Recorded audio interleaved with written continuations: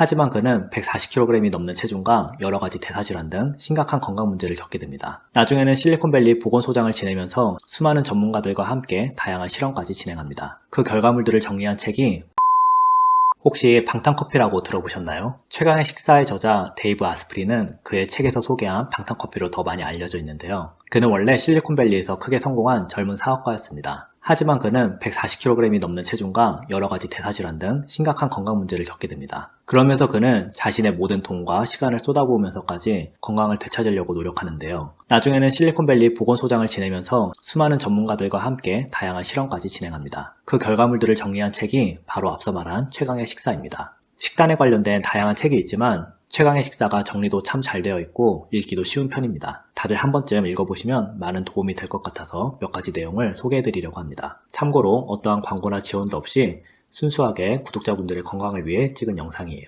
최강의 식사에서는 기본적으로 키토제닉, 즉 저탄고지 식단을 베이스로 하고 있습니다. 저탄고지 식단은 말 그대로 탄수화물을 적게 먹고 지방을 충분히 섭취하는 식단인데요.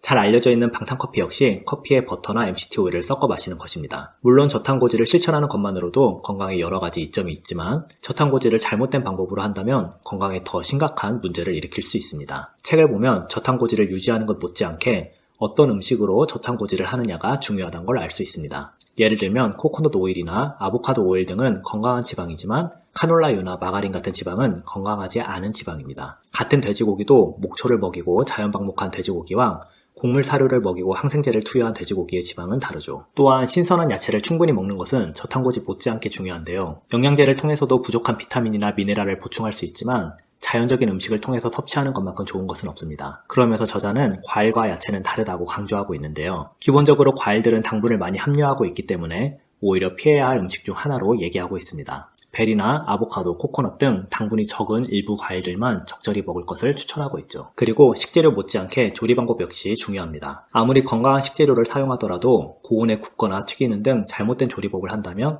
그 과정에서 염증을 유발하는 물질들이 나오게 됩니다. 최대한 저온에서 요리하고 물을 이용해서 삶거나 수비드를 한다면 요리 중 발생하는 독소를 최소화할 수 있을 거예요. 이 외에도 책에서는 건강과 관련해서 수면이나 운동, 단식 등에 대해서도 간단하게 다루고 있습니다. 사실 저 개인적으로는 이 책의 내용과 다르게 생각하는 부분도 있고 스스로는 다른 건강 루틴을 가지고 있는 것도 있습니다. 그렇다고 이 책의 내용이 틀렸거나 건강에 악영향을 줄 만한 내용들이 있다는 것은 아닙니다. 오히려 어지간히 건강한 생활 습관을 실천하지 않는 분들이라면 이 책의 내용들이 굉장히 유익하고 건강에 도움이 될 것입니다. 특히 저는 최강의 식사보다도 후속작으로 나온 최강의 레시피를 더 좋아하는데요. 주로 건강한 음식들에 대한 레시피 책이지만 그 못지않게 앞부분의 서론 내용이 참 좋습니다. 최강의 식사와 겹치는 내용도 오히려 요약되어 있어 읽기 편하기도 하고요. 어떤 식재료는 건강에 좋고 어떤 식재료는 건강에 좋지 않은지 표로도 잘 정리되어 있습니다. 처음 식단 조절을 하시거나 어느 정도 동기부여가 필요하신 분들은 최강의 식사를, 이미 어느 정도 식단을 조절하시지만 좀 더 구체적인 정보가 필요하신 분들은 최강의 레시피를 추천드립니다. 이렇게 도움이 될 만한 책의 내용들을 간간히 소개시켜 드릴 테니